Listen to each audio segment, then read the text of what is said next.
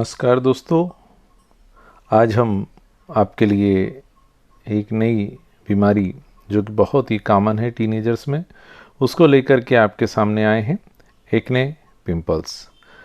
हम यहाँ पर सर्वप्रथम उसकी बेसिक चीज़ों के बारे में जानेंगे कि यह बीमारी होती क्यों है, जो कि हमारे युवा पीढ़ी भाई बहन जितने भी हैं सभी इस बीमारी से पीड़ित रहते हैं। उसका मुख्य कारण क्या है, हम सर्वप्रथम उसके मुख्य कारणों पर प्रकाश डालेंगे। तत्पश्चात उससे किस तरह से ठीक किया जा सकता है और अपने चेहरे को दाग रहित किया जा सकता है, इस पर हम प्रकाश डालेंगे। हमारे शरीर में वात, पित्त, कफ ये तीन प्रकृतियां होती है।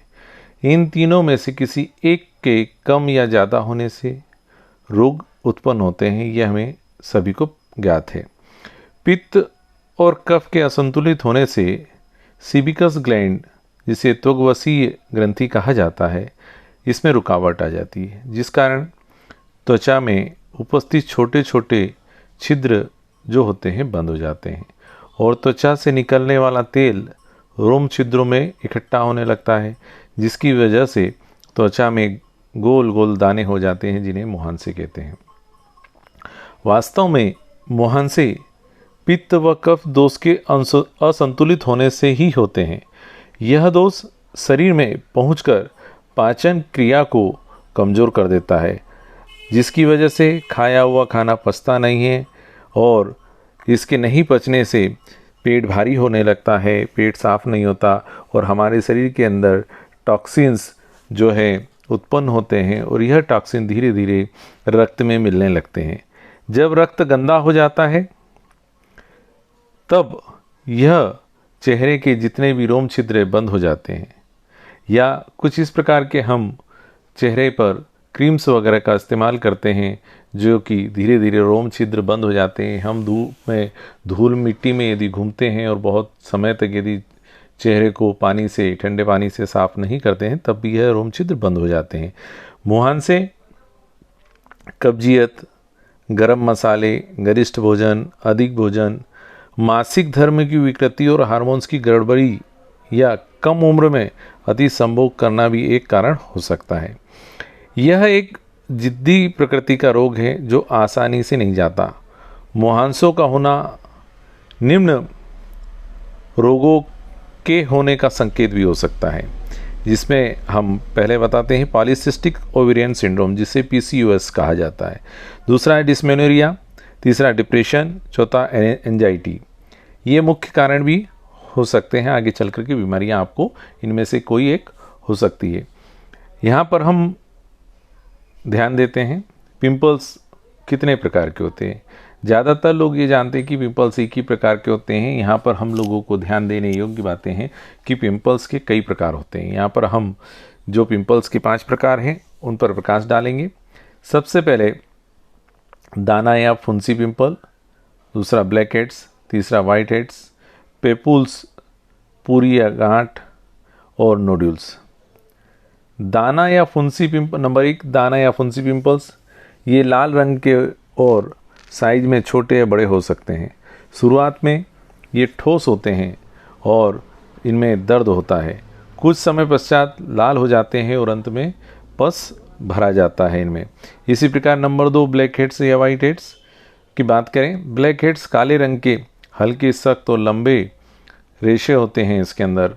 ये रोम छिद्रों में जमा हो जाते हैं और त्वचा की स्मूथनेस मतलब चिकनाई को कम कर देते हैं और स्किन में मेलानिन के ऑक्सीकरण के कारण होते हैं। ये एक ध्यान देने योग्य बातें हैं। नंबर अगला है 3 पेपुल्स। इनका रोग हल्का गुलाबी रंग से लेकर गहरा लाल रंग तक हो सकता है।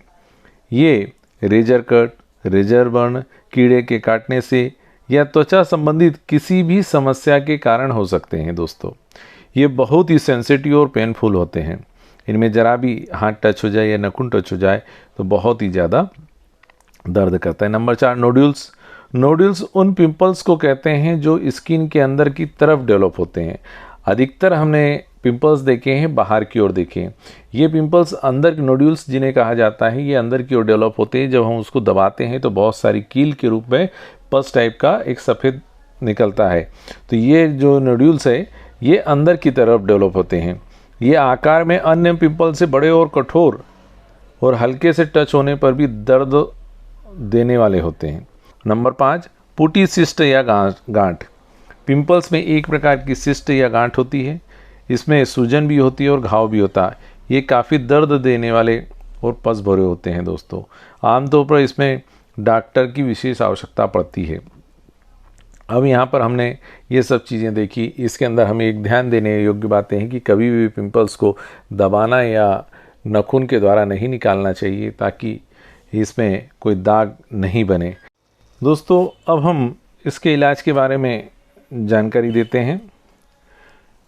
हमने जहाँ वीडियो के प्रारंभ में देखा कि एक्ने या पिंपल्स जो कि पेट की खराबी के कारण होते हैं या पित्त और कफ के दूषित होने के कारण हमारा डाइजेस्टिव सिस्टम पूरी तरह से डिस्टर्ब हो जाता है और जो टॉक्सिन्स बनते हैं वो टॉक्सिन्स हमारे रक्त में मिल जाते हैं। तो हमें सबसे पहले पेट को साफ़ करने के लिए दवाई देनी होगी और साथ में रक्त को शुद्ध करने के लिए भी दवाइयाँ प्रयोग की जानी चाहिए। हम यहाँ पर पेट साफ करने के लिए C10, S10, स्लास और वर्वन ये 4 चीज़ों का उपयोग करते हैं। आवश्यकता अनुसार वाई का भी प्रयोग हम करते हैं।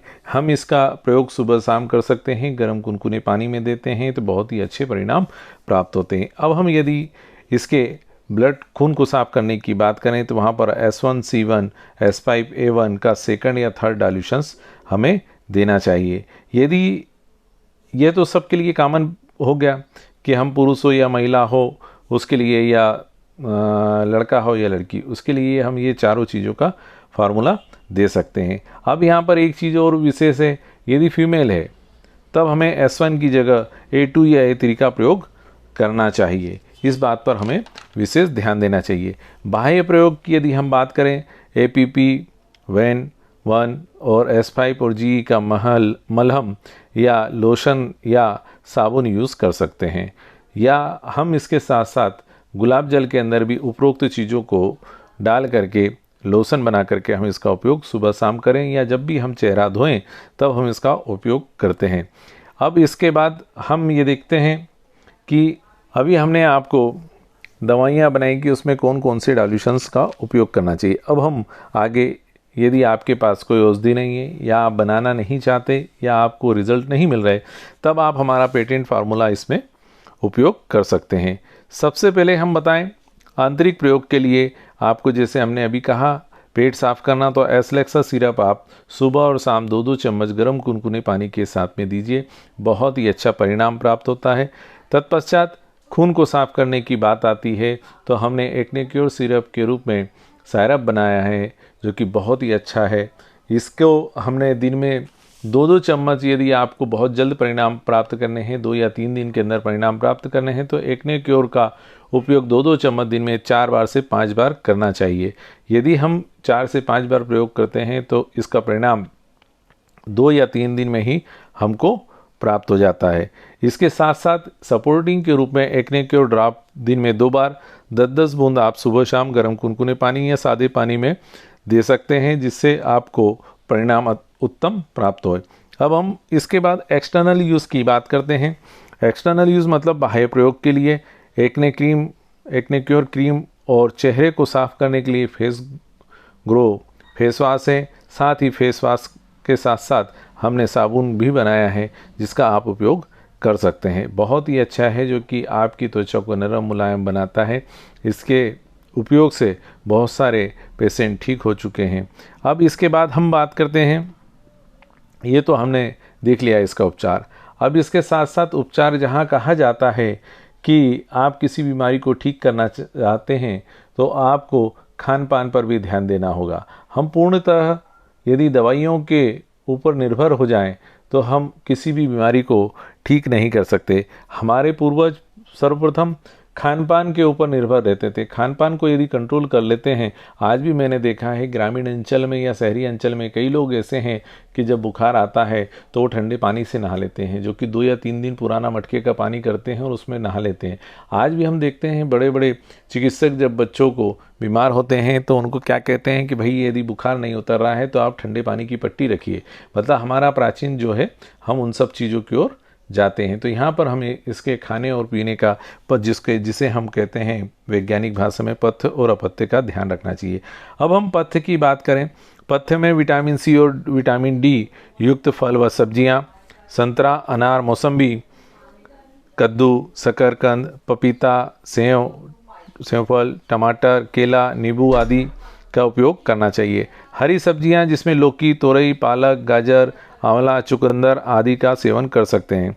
भोजन की बात करें तो हल्का सुपाच्य और दलिया जिसमें ओट्स हो, खिचड़ी, मूंग की दाल, और सुबह खाली पेट 1 से 2 गिलास कुनकुना पानी पिएं, जिसे दिन भर में कम से कम 10 से 12 गिलास पानी भी पीना अति आवश्यक है। अब हम यहाँ पर अपथ्य की बात करें, दूध से बने उत्पाद, मांस, चीनी से बने उत्पाद, गरिष्ठ भोजन, ज़्यादा तला भोजन, मैदा युक्त भोजन, पिज्ज़ा, बर्गर, आइसक्रीम, चॉकलेट, समोसे, कचौरी आदि का सेवन हमें नहीं करना चाहिए।